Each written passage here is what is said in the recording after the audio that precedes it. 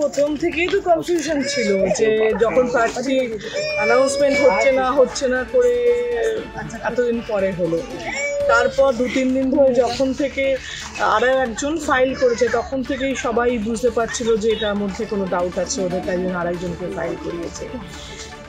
তারপরেও আমার ধারণা যে উনি, আমি মানে বিরোধী হলেও আমার খারাপ লাগছে, কারণ একটা মানুষ যখন প্রার্থী হয় তার একটা মেন্টাল প্রিপারেশন থাকে, সে লড়বে, জিতবে না জেনেও লড়বে, কিন্তু লড়ারও একটা তো সেট আপ থাকে। কিন্তু উনি যদি এতদিনে কিছু কতটা করে উঠতে পেরেছে জানি না, শুধু আমি কি করেছি আমি না করেছি এই কথা বলা ছাড়া, শতাব্দীরা এই করে, শতাব্দীরা শাড়ি পরি, শতাব্দীরা গান গাইছেন, এই কথাগুলো বলা ছাড়া উনি কি করেছেন আমার জানা নেই। যদি তাই হয় আর 15 দিন বাকি, উনি আর কি করতে পারতেন।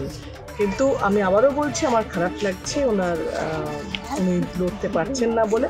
তবে এটা একটা কথা যে উনি লড়লেও আমি জিততাম, উনি যদি নাও লড়েন তাহলেও আমি জিতবো, কারণ ওনার উপস্থিতি অনুপস্থিতি কোনোটাই আমার জেতার সঙ্গে ম্যাটার করবে না।